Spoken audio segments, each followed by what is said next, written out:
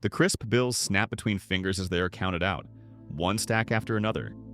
It's a sound that used to mean security, a sure thing. In 2021, over 60% of home purchases in Southwest Florida were made with cash. No loans, no waiting, just cold, hard money changing hands. But today, that same market is facing a collapse so sudden, so sharp, it's leaving even the savviest investor scrambling. What was once a hotbed of all cash deals is now a landscape of uncertainty, where the rules have changed overnight. And no one saw it coming. The winds howled like a freight train, tearing through neighborhoods with a fury that left nothing untouched. Roofs were ripped from homes, trees uprooted as if they were mere twigs, and streets turned into rivers of debris. It was a scene of sheer devastation, a landscape forever changed by the relentless power of nature. When the storm finally passed, the true cost of Hurricane Ian came into focus. The damage wasn't just in the broken buildings or the scattered remains of lives upended, it was in the staggering numbers. The storm left behind $112.9 billion in destruction, a figure so massive it was hard to comprehend. Entire communities were left reeling, businesses shuttered, and families struggling to piece together what was lost. The economic turmoil stretched far beyond the storm's path, a reminder of how quickly everything can be taken away. But even in the wreckage, there were signs of resilience, of people coming together to rebuild. Because when the winds die down and the waters recede, what remains is the determination to rise again. It's not just the price of homes that's making ownership tough these days. Take a look at this graph. It's pretty eye-opening. Over the past few years, insurance premiums have shot up like a rocket. We're talking about annual costs hitting as high as $25,000 in some places. That's not a typo. $25,000 a year just to insure your home. For a lot of families, that's more than a car payment or even a year's worth of groceries. And when you're already stretching to cover the mortgage, property taxes, and maintenance, another massive bill like this can push homeownership completely out of reach. It's no wonder so many people are feeling squeezed. The dream of owning a home is getting harder to hold on to when the costs just keep climbing. Here's what we're looking at, a map highlighting residential permits across the region. Between 2020 and 2022, over 50,000 new permits were issued, fueling a massive construction boom.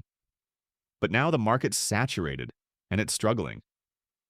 Developers rushed to meet demand, but the supply outpaced what buyers could actually absorb. Prices are stagnant, inventory's piling up, and the once hot market is cooling fast. It's a classic case of too much, too soon. When you look at the numbers, it's hard to ignore what's happening in Cape Coral. The graph tells the story pretty clearly. Foreclosure filings have been climbing steadily month after month.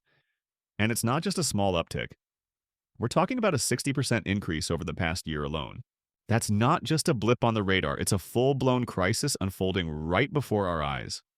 Families are struggling, homes are at risk, and the pressure just keeps building. It's a tough situation and one that's only getting worse. It's not just a blip on the radar anymore, the numbers are in, and they're telling a pretty stark story. Median home prices in Naples have dropped a whopping 19.2% since their peak. That's not pocket change. It's a serious hit to the wallet. And let me tell you, homeowners aren't taking it lightly. There's real panic setting in as people watch the value of their biggest investment shrink right before their eyes. Some folks are scrambling to sell before things get worse, while others are holding tight, hoping this is just a rough patch. But one thing's clear, the market's shifting fast and nobody's quite sure what's coming next. Condominium sales across Southwest Florida have taken a sharp dive over the past year, and the numbers don't lie. The latest data shows a drop of 20 to 27%, painting a clear picture of a market that's struggling. This isn't just a small dip, it's a significant decline that signals real trouble. Experts are pointing to rising insurance costs, higher interest rates, and even shifting buyer preferences as possible reasons. But whatever the cause, the effect is undeniable. Fewer people are buying, and those who are in the market are facing tougher conditions. It's a trend that's hard to ignore, and it's raising serious questions about the future of real estate in the region. So let's talk numbers for a second. The median household income here sits somewhere between $57,000 and $62,000 a year. Now, that might sound decent on paper, but when you look at the housing market, it's a different story. Prices keep climbing, and wages just aren't keeping up. For a lot of folks, that income range means stretching every dollar just to cover the basics, let alone saving up for a down payment. It's getting tougher to find a place that fits the budget without making some serious sacrifices. And that's leaving a lot of people wondering if homeownership is even within reach anymore. When you look at the numbers, it's pretty eye-opening. Right now, Cape Coral is sitting at the top of a list no one wants to be on. As of October 2025, a full 8% of homeowners there are underwater on their mortgages. That's the highest rate in the entire country. And it's not just a small blip, it's a real warning sign for the housing market. When nearly 1 in 10 homeowners owes more than their home is worth, it's hard to ignore what that means for the local economy. People start feeling trapped, unable to sell without taking a loss, and that kind of pressure can ripple out in ways we're only starting to see. It's a situation worth watching closely, because if it spreads, we could be looking at bigger problems down the line. So, how do we stabilize the market and get things back on track? Let's break it down. First, government intervention can play a huge role. Policies like tax incentives for small businesses or temporary subsidies can ease the pressure and keep things moving. It's not about handouts, it's about giving folks the breathing room they need to recover and grow. Next up, community support programs. When neighbors help neighbors, it creates a ripple effect. Think local co-ops, mentorship programs, or even crowdfunding initiatives. These aren't just feel-good stories, they're real solutions that build resilience from the ground up. And let's not forget infrastructure. Investing in roads, broadband, and public transit doesn't just create jobs, it sets the stage for long-term growth. Better infrastructure means businesses can operate more efficiently, and communities can thrive. But here's the thing, none of this happens without action. So what can you do? Stay informed, support local efforts, and make your voice heard.